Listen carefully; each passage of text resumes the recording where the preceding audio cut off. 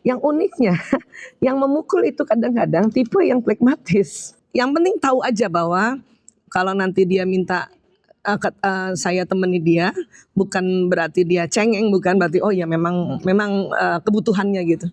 Bismillahirrahmanirrahim. Assalamualaikum warahmatullahi wabarakatuh. Karena sesungguhnya sudah cari pakai mata. Cuma mereka juga nggak tahu kalau mata mereka lurus.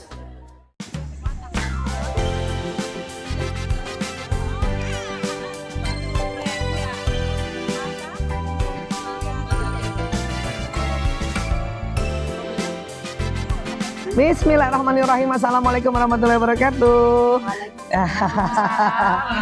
Ya, sahabat-sahabat Villa Bu Isa di mana saja berada. Hari ini Bu Isa sama sahabat-sahabat yang ada di Bremen, Jerman. So, kenalan satu-satu boleh ya? Iya, boleh sebut satu-satu namanya? Mbak? Ya, saya Uli. Mbak Uli. Maria. Oke. Elvi dari Belanda. Oh, satu-satunya dari Belanda. Aku Yuni. Iya. Saya Sekar. Iya. Saya Tuti. Yeay, saya Aisyah. Ya, alhamdulillah seneng banget bisa sampai ke Bremen, ketemu sahabat-sahabat, terutama Mbak Uli yang pertama kali aku kenal sejak 2020 di acaranya Kelas Memte ya. Dan hari ini betul-betulan ada di Bremen. Ini beneran Bremen nih, bukan di Bekasi. Kan sama-sama B. Bremen or Bekasi ya. Oke.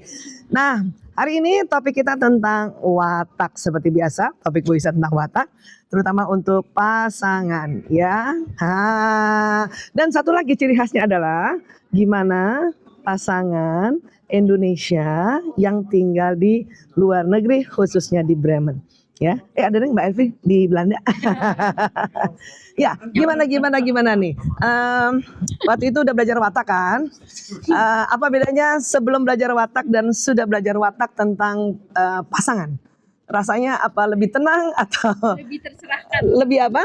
Lebih tercerahkan. Lebih tercerahkan. Jadi lebih terbuka Iya. antara suami istri tuh komunikasinya lebih.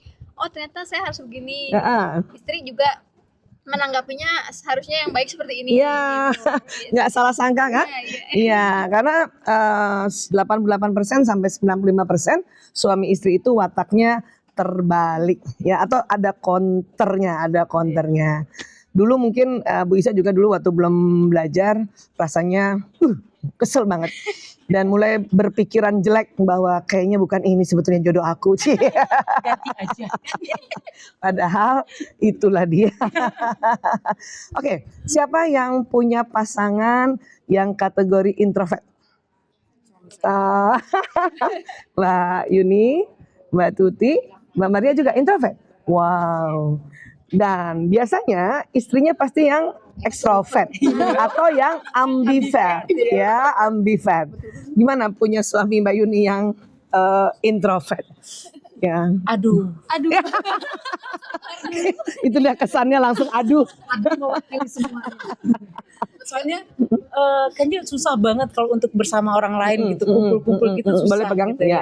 Susah banget, sedangkan kita tuh kan kepengennya mengenalkan teman-teman gitu loh, kesana kemari kumpul gitu ya.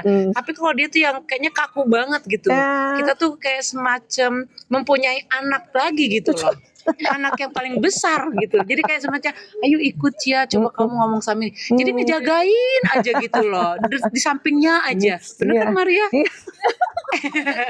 Tanya Mbak Tuti. Iya, memang introvert itu kan orang rumahan. Iya. Kalaupun mau diajak keluar harus dikasih tahu sebelumnya. Nggak boleh dadakan, ya kan? Udah di luar pun nggak boleh kelamaan. Karena langsung lobet. Iya, kapan sih? Dan dia akan rongrong kita terus untuk kapan pulang. Kayak gitu ya. Betul. Kayak gitu. Betul, iya. Padahal istrinya yang ekstrovert ini seneng banget ketemu orang. Betul. Iya kan? Ketemu orang baru. Apalagi kan gitu. Iya. Rasanya kalau diajak pulang sebel. Iya. Betul kan? Coba Maria. Kalau Mbak Maria gimana? Sama sih sebetulnya dengan Mbak Yuni. Jadi suami saya lebih seneng di rumah. Di rumah. Gitu. Kalau mau ngajak dia itu emang harus beberapa hari atau beberapa minggu sebelumnya. Bahkan harus diingatkan setiap berapa hari sekali Yes, gitu loh. betul. Untuk mengingatkan dia, itu kadang-kadang dia bahkan pada hari hanya saya tanya, ayo jadi pergi mau kemana? Iya. Nah kalau itu laki. Laki-laki. Iya, laki-laki. Oh, banget. Hampir semua Oh, jadi- watak laki-laki Oh, oke. dia begitu, Bukan begitu. lupa. Oh no, dia memang perlu diulang-ulang biar otaknya nyambung. Bukan bolot ya. Yang dia merasa dia sanguin. Mm-mm. Aku nggak mau punya pasangan yang melankolis, nggak bisa diajak mana-mana. Tapi Dapatnya itu juga. iya, Itu. berarti emang udah ini ya. Iya. Itu yang disebut soulmate, itu di bawah sadar itu. Itu subconscious mind-nya yang memang udah ada programnya, dia akan narik kan. Awalnya pasti akan sangat tertarik karena bayangin yang satu yang introvert ini lebih diam, ini ekstrovert banyak ngomong kan, seneng ngobrol, kan seneng ketemu orang yang dengerin. Iya. Nah, yang introvert seneng bahwa saya nggak diem-diem banget gitu, dan nggak harus membuka bicara, makanya dia seneng juga sama ini gitu. Nah, heboh gitu kan, seru ya. Tapi dikala bersama berdua dengan waktu yang lama, karena watak ada kekuatan dan kelemahannya semua, muncullah si kekuatan dan kelemahannya. Ya. Tapi kalau kita sudah belajar tentang watak, paling kita tinggal ketawa. Jadi Jadi Ya Allah. keinget wajahnya Bu Aisyah. iya loh, serius loh. Setiap nontonnya. Berarti kesalahannya ada di kita di cewek ya. Kesalahannya di kita cewek. Ya. Memang ilmu watak itu spesialisasinya psikolog ya. Iya. Tapi karena era mental health, kita harus belajar watak. Walaupun superficial. It's okay. Itu akan membuat kita jauh lebih accept ya. Accept terhadap pasangan. Malah tambah cinta. Karena kekurangan saya ada di dia yang memberikan kekuatan. Kekurangan dia nanti dari kekuatannya ada di saya untuk melengkapi. Harus sadar itu aja. Sadar. Bahkan kalaupun tidak dengan pasangan yang ini, ya itu akan dapat yang begini juga. Walaupun casingnya beda. Yang benar gitu. Yes. Iya. Yes. Jadi saya tuh kadang-kadang Ya. saya kadang-kadang ngerasa gini ya, ada orang yang ngerasa dalam rumah tangganya itu mereka cekcok karena mungkin tidak mengerti karakter masing-masing, merasa sangat tidak cocok. Iya. Berharap mempunyai pasangan baru yang sesuai dengan angan-angannya dia. Ternyata enggak. Ternyata enggak. Ya, saya berapa kali ada ibu-ibu konsultasi dan hipnoterapi, 3 kali bercerai.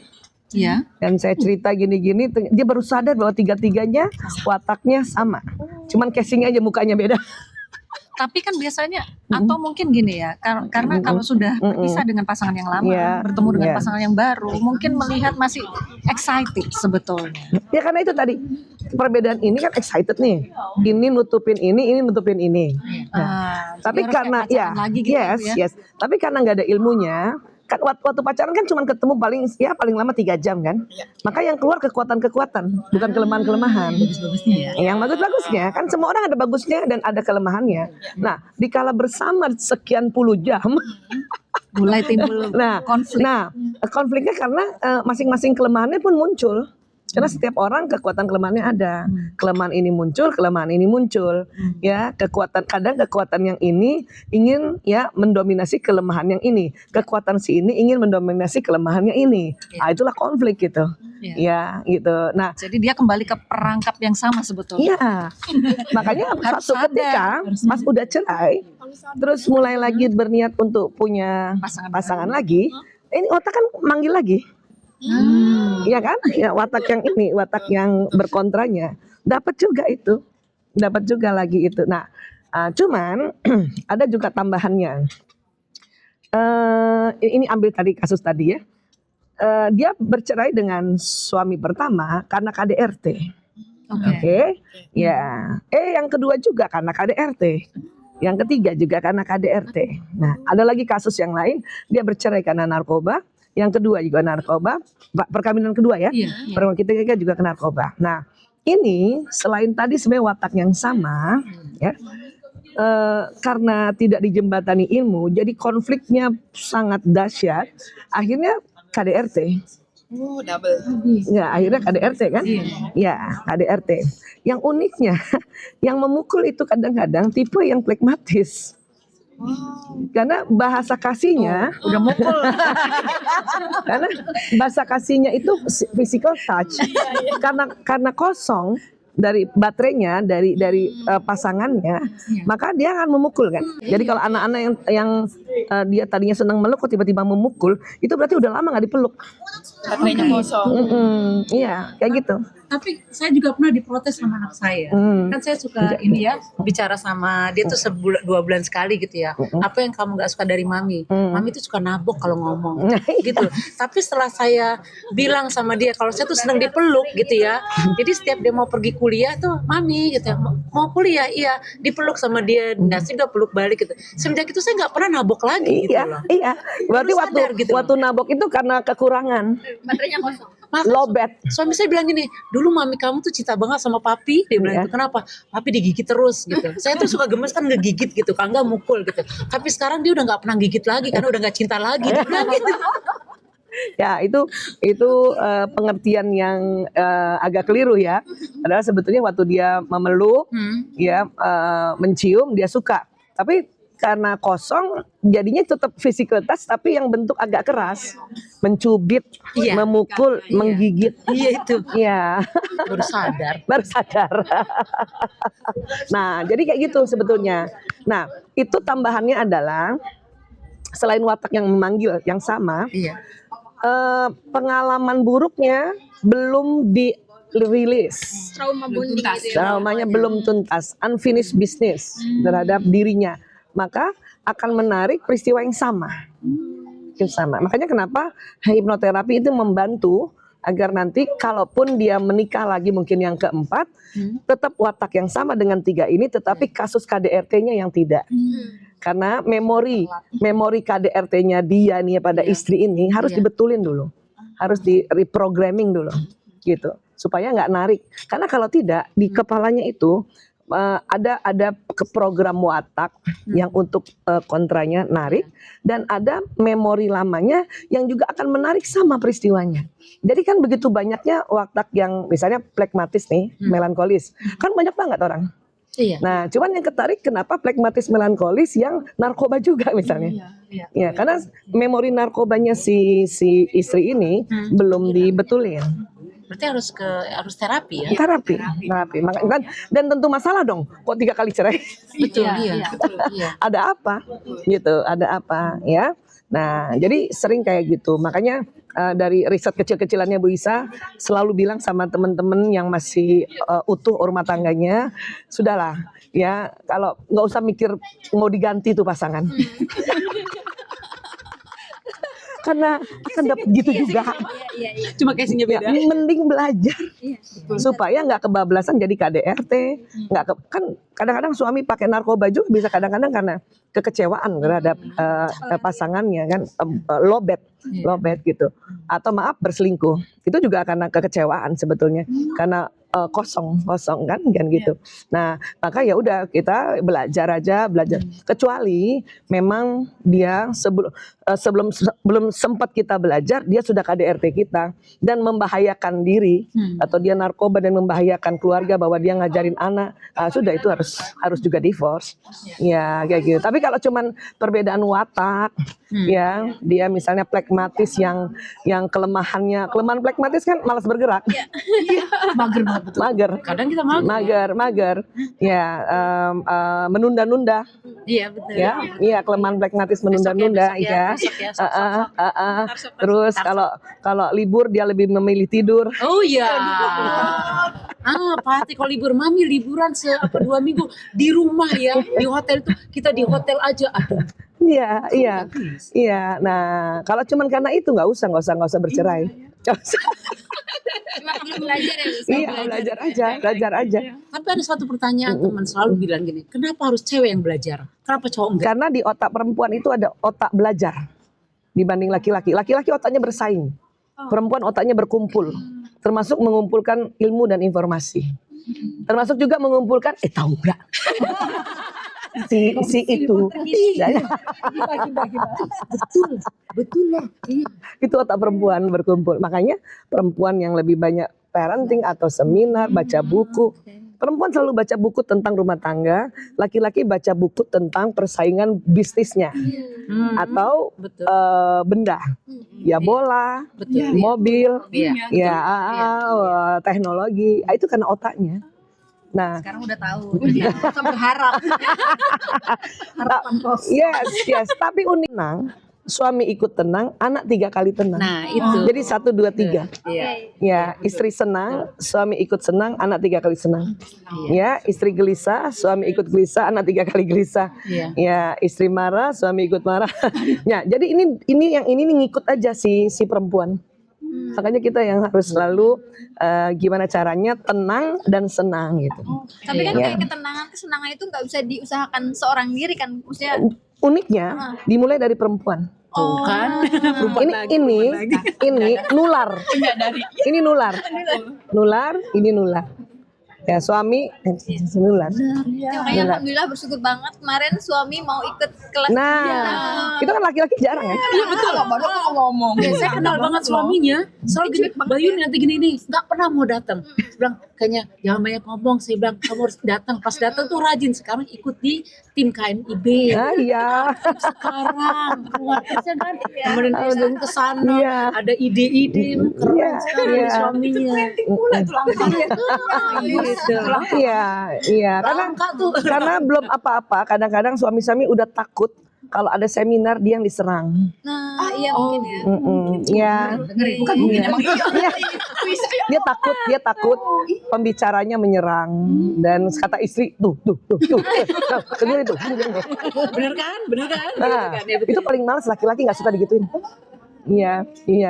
Nah, Bu Isa selama ini sebetulnya nggak pernah nyerang, cuman ngasih tahu kalau laki begini ya, kalau perempuan begini ya, gitu. Berusaha untuk netral. Dan buat bapak-bapak, nah ini yang gue maksud nih. Cuman gue nggak bisa bilang sama suami istri gue. Ih, untung ada yang ngomong nih. Nah, masalahnya sekarang ada TikTok yang dipotong. Jadi yang dipotong yang untuk suami-suami aja. Dan yang edit bapak-bapak. Jadi kalau orang nontonnya pendek-pendek TikTok Bu Isa, disangka Bu Isa cuma ngomongin untuk bapak-bapak aja, padahal bukan. Kalau udah lengkap semuanya gini gitu. Makanya Orang-orang saat sekarang itu mungkin sudah males untuk ngelihat siaran yang panjang sehingga apa yang menarik untuk dirinya itu potong pendek dan orang lebih seneng scrolling dengan berita-berita yang pendek. Itu bisa menyesatkan. Betul. Model sekarang gitu ya. Karena saking banyaknya info yang harus dia baca. Karena otaknya gitu, otak menyimpan info. Nah, untungnya kalau ada juga yang pinter, kalau mau lebih lengkap dan penasaran, ikuti YouTube panjangnya kan ada kan gitu ya harusnya ya. Nah, cuman masalahnya video-video kita itu sering dibajak kan. Sama orang lain. Jadi short gitu. Ya, sudahlah short nggak ada sambungannya. Ya, sudahlah short omongannya diganti pakai AI. Oh ya benar. Sering banget tuh bisa digituin juga. Kadang-kadang saya tertarik ya, saya ngeliat short di YouTube gitu tentang ibu gitu bercerita tentang misalnya tentang rumah tangga. Oh ini menarik. Saya klik di akunnya, dia nggak punya, karena bukan. Jadi ada cuplikan-cuplikan aja gitu loh. Itu kadang-kadang saya nyari. Itu konsekuensi. Ya bukan kelemahan ya, konsekuensi teknologi gitu. Ya, aduh keren banget. Nah sekarang gantian, siapa yang suaminya pembicara? Bicara siapa? Mbak Uli, Mbak Geri seneng ngobrol, seneng ngomong. Wow. makin tua makin Nah kalau itu laki-laki. itu lagi-lagi Ya umur berapa Mas Geri? 62. Nah ya, laki-laki 50 tahun ke atas karena hormon testosteronnya udah mulai menurun, ya. Tapi hormon perempuannya tetap ada dan karena pengalamannya juga banyak, mulai banyak seneng ngajarin, seneng ngomong, seneng ngasih arahan, seneng memberikan masukan, gitu. Nah, Kalau dia nggak ada komunitas atau nggak ada pekerjaan di usia itu, maka istrinya lah yang akan selalu diomongin. Nah, untungnya kalau dia ada aktif, ada organize, atau dia masih dosen misalnya, atau dia juga konsultan, nah itu selamat istrinya. Yes, nah, iya, saya juga gitu suami. Nah, dia kan tipe pembicara juga. Kalau dia minta izin mau kemana ya? Ada temen tuh mau minta nasihat aku. Oh yes, ya, oke. Ya, jadi kalau ada dia minta izin aku untuk mau kasih sebenarnya bukan seminar, kalau dia lebih senang coaching, ya. Oh, saya izinkan. Daripada saya yang diajarin. Tapi berlaku buat orang perempuan nggak Ibu? Iya. Maksudnya kalau perempuan itu biasa jadi guru gitu. Terus habis itu udah masa pensiun, itu di rumah menggurui juga nggak? Perempuan uniknya di atas 50 tahun hormon perempuannya kan kurang. Iya. Makanya menopause.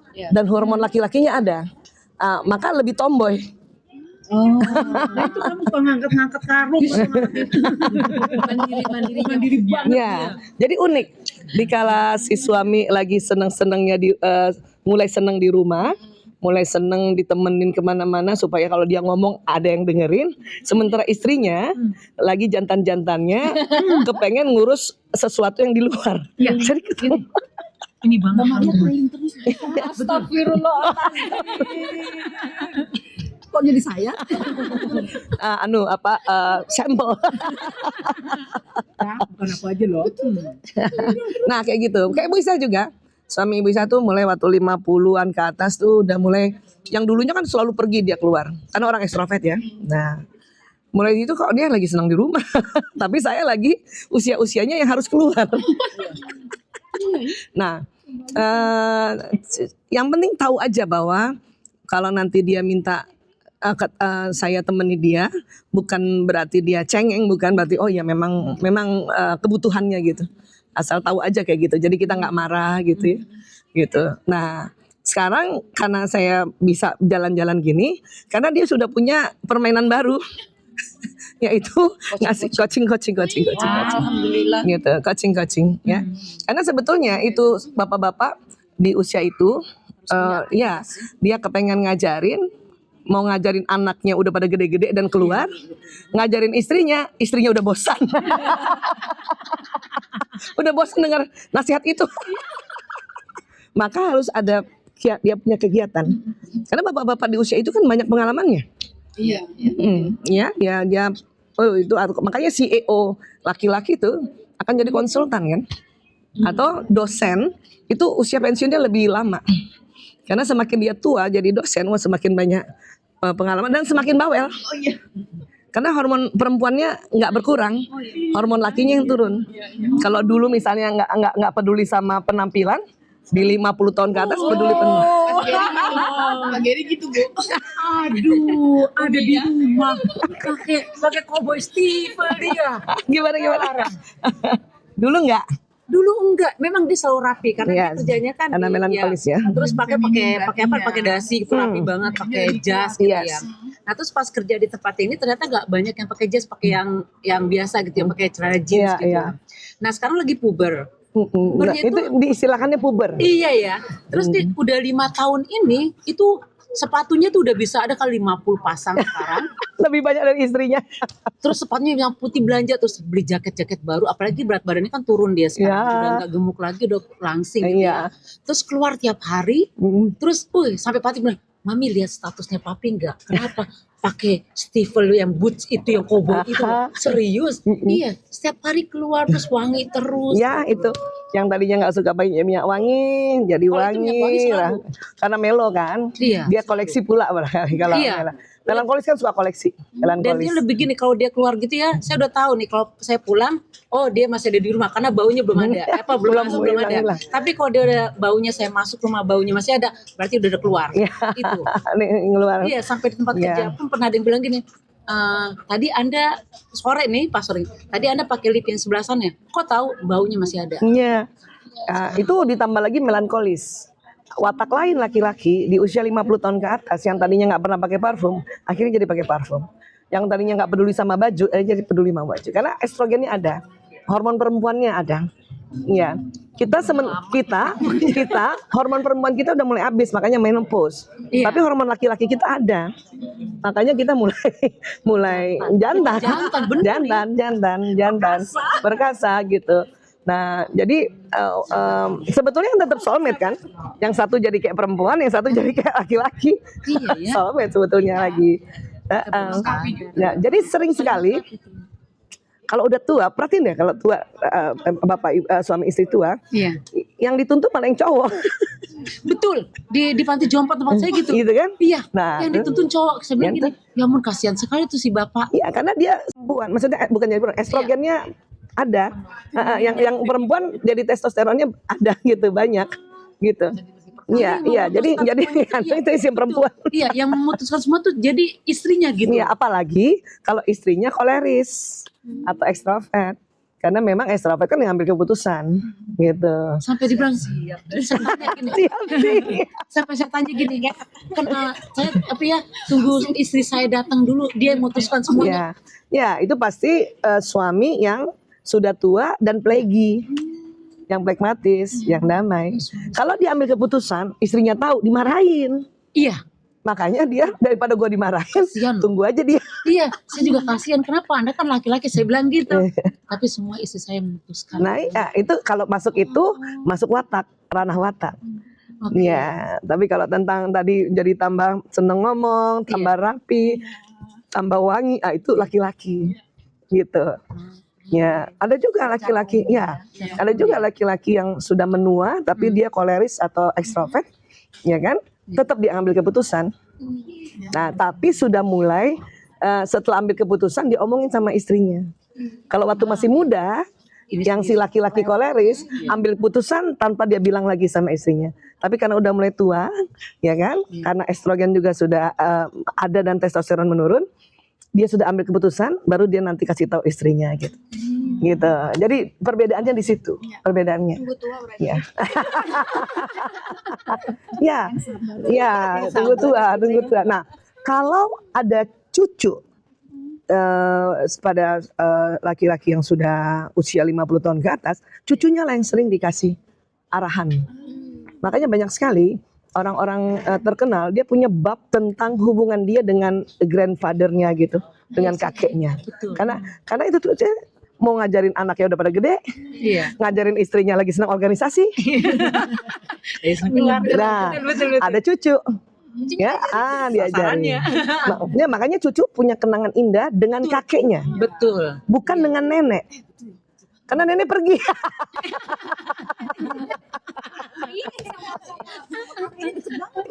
Iya, boleh bisa. Nah, coba. Gimana waktu itu? Betul.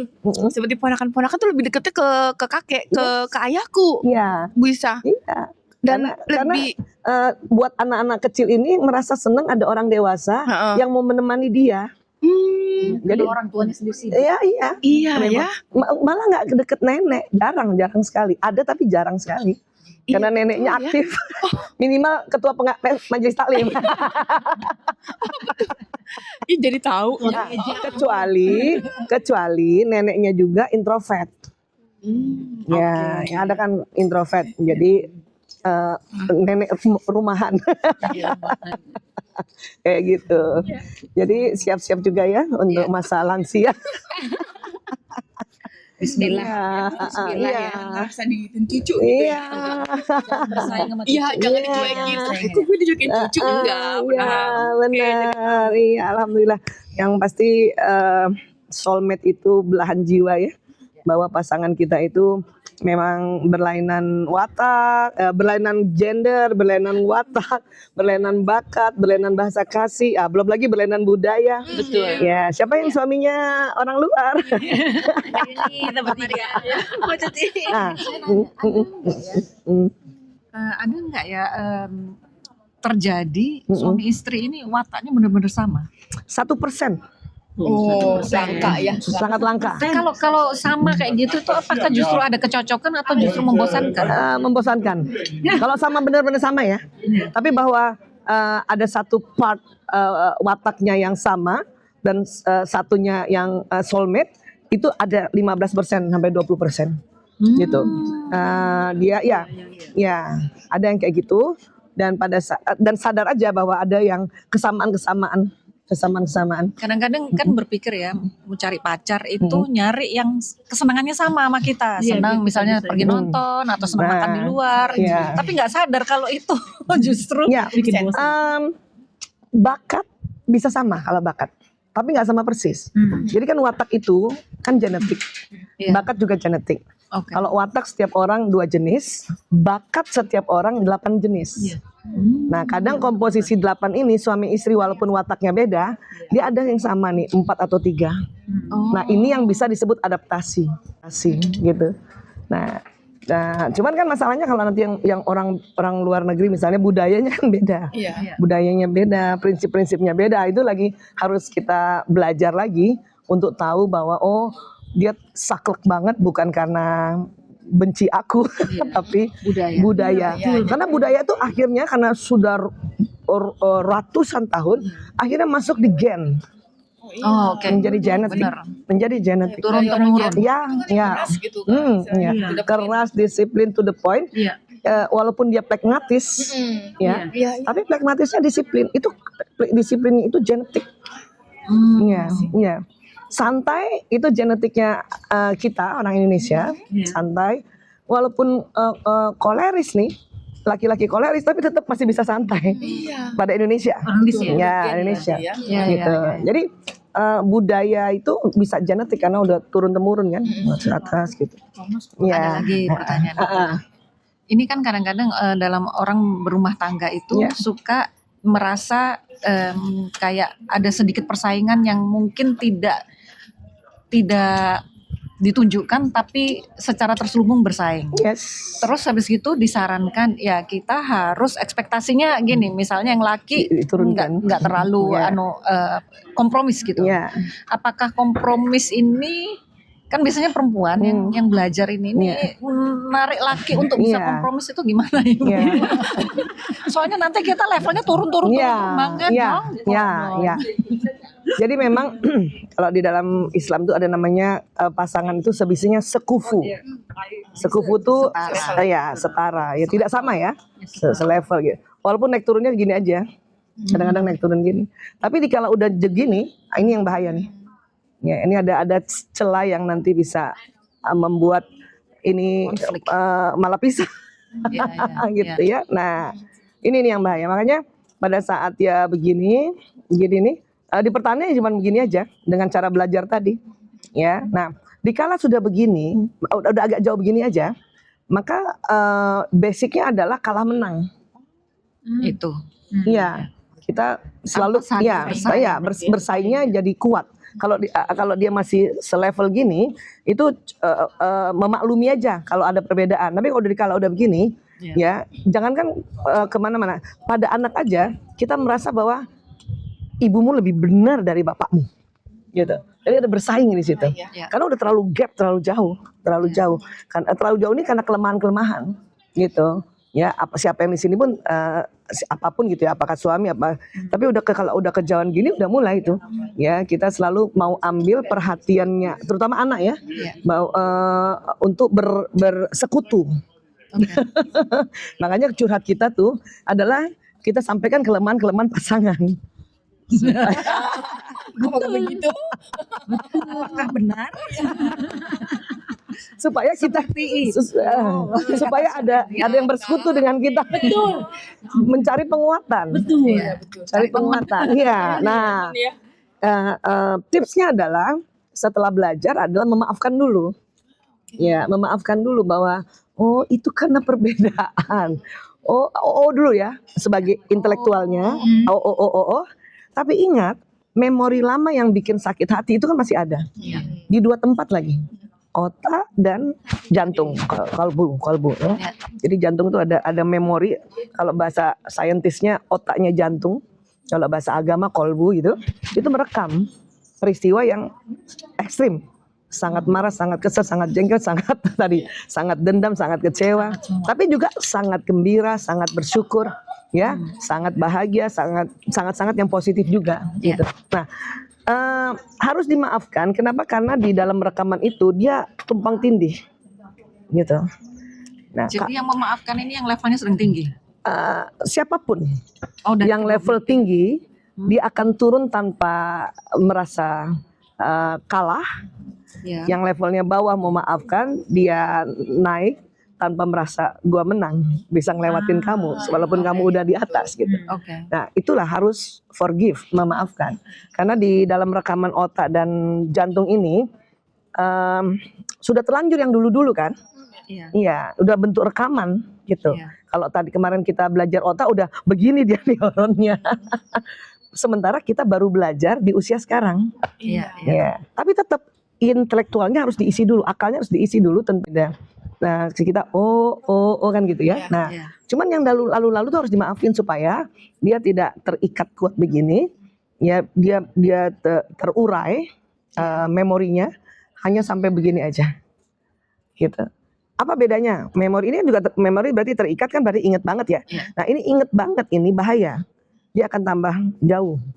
Karena malah dendam jadinya. Iya. Karena kalah menang tadi gitu. Iya. Tapi kalau tadi kita memaafkan, ya Tuhan saya maafkan suamiku, sebut namanya, harus sebut karenanya apa? Karena memori itu banyak banget ikatannya. Yang mana yang mau dilepas nih? Ya kan? Misalnya karena dia malas lah, yang ini. Karena dia mukanya rata, yang ini misalnya. Jadi longgar gitu ya. Karena dia nggak mau diajak keluar, yang ini. Jadi makanya harus sebut waktu memaafkan, harus sebut kenapa.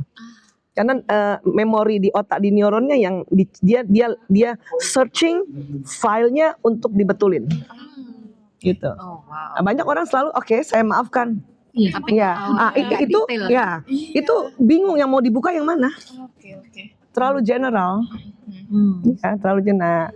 Pernah juga Bu Isa bilang ada di satu YouTube-nya, kalau kita mau minta maaf sama anak gitu ya, harus bilang kan, misalnya Iya, kenapa? maaf ya, kenapa waktu itu ibu Iya, seperti itu ini. tadi. Jadi disebutin satu Untuk cari filenya yang mana, memori Iya, yang mana, Iya, yang mau di reprogramming, memori yang mana, kan sangat banyak memori. iya, jadi harus disebut. Ya kalau laptop kita bisa analogikan sama laptop, filenya Iya. banyak. Searching dulu judul awalnya apa. Kadang lupa juga apa ya. Iya. Apa ya. Cewek biasanya lebih ingat. lebih banyak ingetnya. Nah, perempuan memang lebih ingat karena otak emosinya lebih tebal. Ditambah lagi perempuan melankolis. Dia lebih ingat lagi. Karena pemikir. Kenapa? Karena waktu kejadian di awal, ya, dia ulang-ulang dipikirinnya. Ini waktu kejadian dibentak suami kan keikat gini. Iya. Nah, padahal udah nggak dibentak, malam-malam dia selalu ingat kenapa dia bentak aku ya, makin tebal. Iya, kenapa sih? Iya, masih iya. Jadi yang melankolis tuh. Ya. Perempuan pada umumnya memang mengingat, tapi yang melankolis lebih lagi. Kalau yang sanguinis dia nggak ingat. Satu kali aja keikat gini, bawahnya bodoh amat. betul. Bodoh amat. Sebetulnya itu bukan justru meskipun dia bodoh amat, tapi di dalam alam bawah Ya, sadar dia yang alam bawah sadar ini udah keikat sini, yang satu ini. Jadi nggak jadi nggak selesai dong Bu sebetulnya. Iya, makanya tetap harus memaafkan. Makanya tipsnya adalah juga memaafkan supaya yang walaupun satu dia harus dilepas juga. Nah, melankolis karena banyak, memaafkannya harus ulang-ulang. Harus ulang. Tapi dan selalu ingat, ini nggak pernah lepas. Dia selalu. Makanya istilah saya sudah memaafkan tapi tidak bisa melupakan itu sudah benar. Nah, sebisanya kalau sudah begitu, hindari untuk mengulang-ulang ingatannya, nanti dia gini lagi.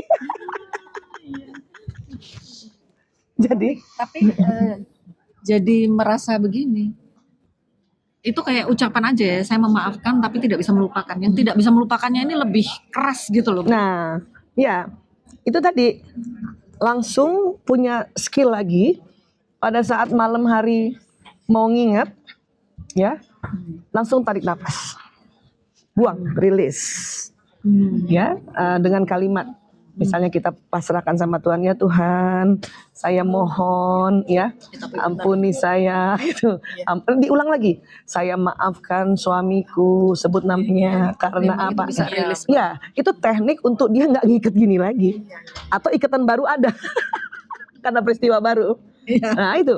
Jadi malam itu self healing itu, kalau kita dalam Islam sebutnya muhasabah, mau tidur itu harus seperti itu, terutama yang melankolis. Karena melankolis otomatis ngikat. Nama juga pemikir. Detil, dia memikirkan detil. Sanguinis juga mikir, tapi pemikir spontan.